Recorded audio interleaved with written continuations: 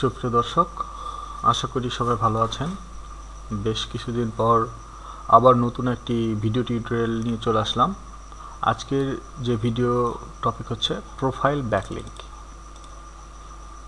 আজকে আমরা দেখব কিভাবে প্রোফাইল ব্যাকলিঙ্ক ক্রিয়েট করতে হয়। তো এখানে দেখতে পাচ্ছেন আমার কিওয়ার্ড এবং ইউআরএল। তো প্রোফাইল ব্যাকলিঙ্ক আমাদের করতে হলে প্রথমে আমাদের কিছু ওয়েবসাইটের লিঙ্ক বের করতে হবে, যেসব ওয়েবসাইটে আমরা প্রোফাইল ব্যাকলিঙ্ক ক্রিয়েট করতে পারবো। তো প্রথমে চলে যাচ্ছি google.com-এ। তো এখানে লক্ষ্য করুন, আমি অলরেডি সার্চ করে রেখেছি প্রোফাইল ব্যাকলিঙ্ক 2023 সাইট লিস্ট। তো এখানে প্রথমে একটা রেজাল্ট আসছে 700+ প্রোফাইল ক্রিয়েশন। তো এটা ওপেন করলাম, নিচের দিকে যাই, দেখুন এখানে প্রোফাইল ক্রিয়েশন সাইট লিস্ট দেওয়া আছে, অনেক সাইট আছে। এখানে নেক্সট করলে আমরা পরবর্তী যে সাইটগুলো আছে সেগুলোতে যেতে পারবো। এরপরে দেখুন 90+ প্রোফাইল ক্রিয়েশন, তারপরে আছে হচ্ছে আপনার 800+, এরপরে আছে বেশ কয়েকটা ওপেন করলাম। আসলে আমি বেশ কয়েকটি সাইট ওপেন করছি এই কারণে যে আপনারা যেন খুঁজে বের করতে পারেন।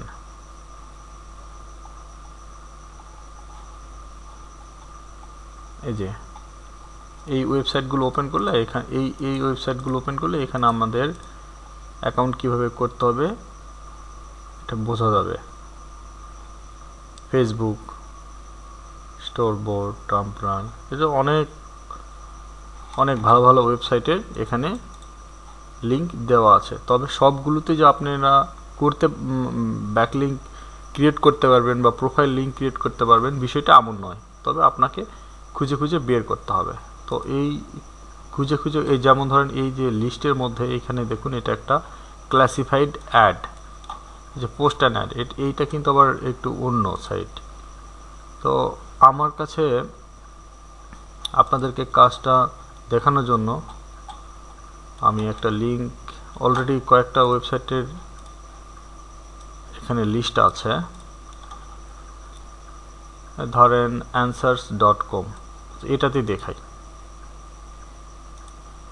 দেখি সাইটটা ওপেন হয় কিনা। তো এই সাইটগুলো কিন্তু হচ্ছে আপনাদের এই লিস্টের মধ্যে আছে, এই লিস্টগুলোর মধ্যেই আছে। তো যেগুলো একটু সহজ হবে, যেমন ধরেন মাইস্পেস আমরা একটু অন্যভাবে ইউজ করে থাকি, medium.com এটাও আমরা একটু অন্যভাবে ইউজ করে থাকি, একটু ভিডিও শেয়ারিং বা পোস্টিং বা ব্লগিং। মাইস্পেসও সেম।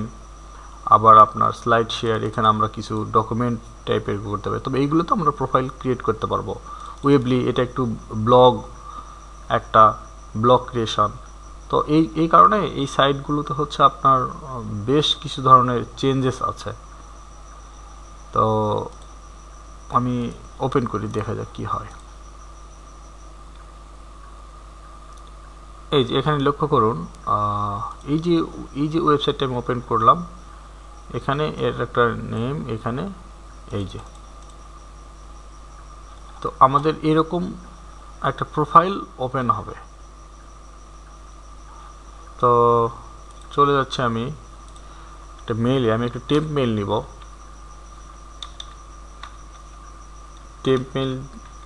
টেম্প মেইল দিয়ে আমি কাজটি করব।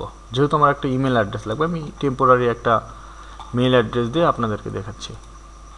ওকে, সো এখানে আমাদের কি কাজ করতে হবে, যে দেখুন, যদি আমি হোম পেজে আসি, এখানে ক্রিয়েট এই যে অপশনটি আছে, এখানে ক্লিক করব,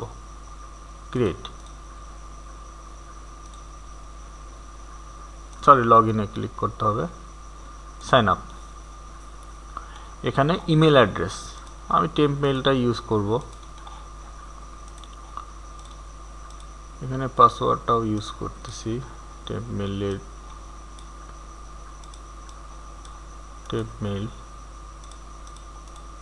যে পাসওয়ার্ড সেটা ইউজ করতেছি। এইগুলো আপনারা আপনাদের নিজেদের যে মেইল আছে বা ক্লায়েন্টের মেইল আছে সেগুলো দিয়ে ইউজ করবেন।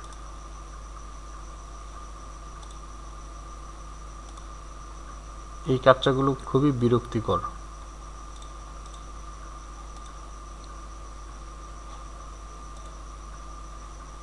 Click submit. আমি প্রথমেই এই ওয়েবসাইটটা এই লিস্টটা রাখার কারণ হচ্ছে যেন আপনাদেরকে খুব সহজেই দেখাতে পারি। তবে এইখানে আপনাদেরকে খুঁজতে হবে যে কোন কোন ওয়েবসাইটগুলোতে এইভাবে আপনারা লিঙ্ক ক্রিয়েট করতে পারেন। তো শেষ করি, তারপরে আপনারা বুঝতে পারবেন। এখানে দেখুন আমার প্রোফাইলে যদি ক্লিক করি, এখানে কিন্তু আমার প্রোফাইল ক্রিয়েট হয়ে গেছে।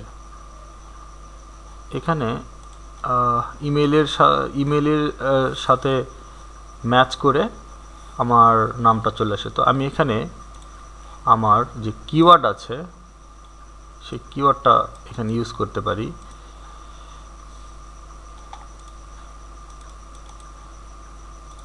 এবং আমার যে ওয়েবসাইটটি আছে সেই লিঙ্কটা এখানে ইউজ করতে পারি।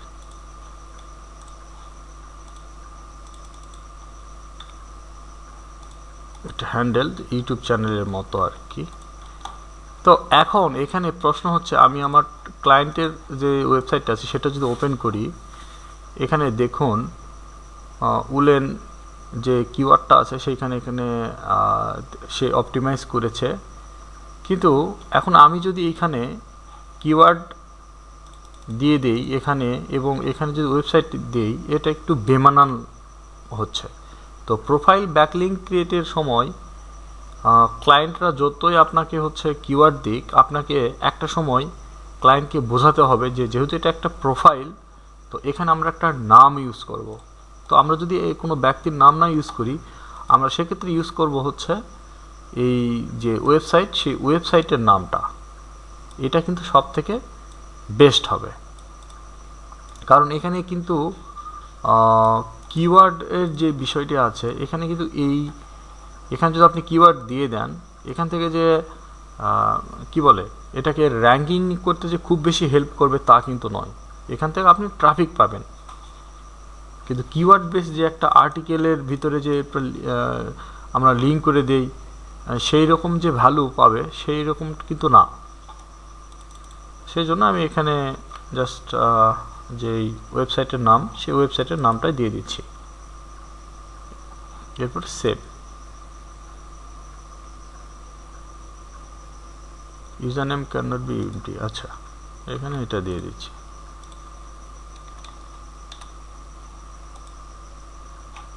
সেভ। এখন এখানে লক্ষ্য করুন যে আমাদের লিঙ্কটা এখানে চলে আসে। এখন এটা আমাকে দেখতে হবে যে আসলে পাবলিকভাবে এটা ভিউ হচ্ছে কি না। এই জন্য আমি প্রাইভেট ব্রাউজার ওপেন করলাম। ওপেন করার পরে এখানে আপনার পেস্ট অ্যান্ড গো করলাম। এখানে লক্ষ্য করুন যে খুব সহজেই পাবলিকলি আমি ক্লায়েন্টকে এটা দিতে পারছি। এই যে এখানে নামটা চেঞ্জ হয় নাই, এখনও চেঞ্জ হয়ে যাবে। দেখুন চলে আসছে। তো এটা খুবই সহজ একটা ওয়েবসাইট, সেটা দেখালাম। পরবর্তী একটি ওয়েবসাইট আমি ট্রাই করি। এটা স্ট্যাক ওভারফ্লো। এটা আসলে মূলত যারা ডেভেলপমেন্টের কাজ করেন, প্রোগ্রামিং কাজ করেন, ডেভেলপমেন্টের কাজ করেন, তাদের জন্য খুবই ইফেক্টিভ একটা সাইট। তো যাই হোক, এখানে দেখুন একটা লিঙ্ক ক্রিয়েট করা আছে, এবং এখানে সেটা নাম আছে প্রোফাইল। তো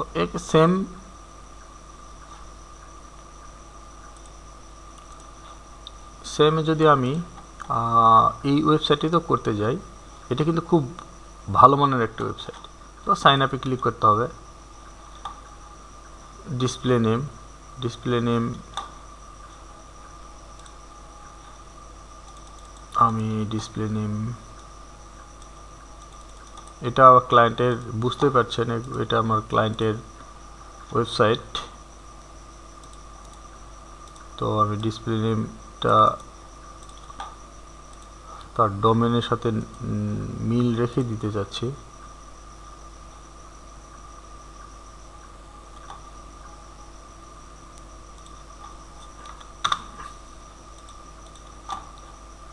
ইমেলটা হচ্ছে টেম্পোরারি মেল দিচ্ছি।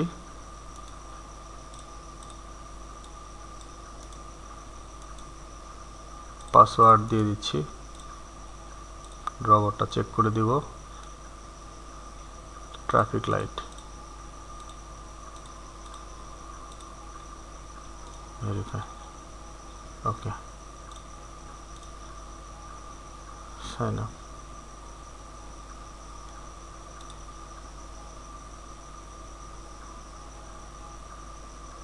আচ্ছা, এখানে বলছে যে you can not register at this time. এই যে প্রবলেম হচ্ছে, এটা সম্ভবত আমি যেহেতু টেম্প মেলটা ইউজ করলাম এইমাত্র, সেই জন্য হয়তো বা প্রবলেম দেখা যাচ্ছে, হতে পারে, বা অন্য কোনো কারণও হতে পারে। তো পরের যে সাইটটা আছে সেটাতে একটু ট্রাই করে দেখি। তো এইভাবে আপনারা এই যে লিস্টগুলো আছে, এই লিস্টগুলো থেকে যখন কাজ করতে যাবেন দেখবেন যে কোথাও না কোথাও কোনো প্রবলেম হবে। তো এইভাবে আপনাকে কাজ করে করে খুঁজে খুঁজে বের করতে হবে কোন কোন সাইটগুলো ভালো। তো এখানে সুপার ইউজার, এটা হচ্ছে কিছুটা প্রোগ্রামিং রিলেটেড যদি ওয়েবসাইট হয় সেক্ষেত্রে ভালো হয়। তবে তারপর আমি এখানে ট্রাই করছি দেখানোর জন্য যে প্রোফাইল ব্যাকলিংকটা আসলে কিভাবে ক্রিয়েট করতে হয়। তো এরপরে তো আপনারা বুঝে যাবেন যে কোন কোন ওয়েবসাইট কোন ক্যাটাগরিতে পড়ে, আবার হচ্ছে কোন কোন ওয়েবসাইট আমাদের ব্যাকলিংক ক্রিয়েট করতে হয়। এই বিস্তর যে বিষয়গুলো আছে যেগুলো কাজ করতে করতেই আপনারা বুঝতে পারবেন। তো ডিসপ্লে নেমটা দিলাম, এখান থেকে ইমেলটা কপি করলাম, পাসওয়ার্ড আমি এখান থেকে একটা ইউজ করছি, রবট চেক করব, ব্রিজ,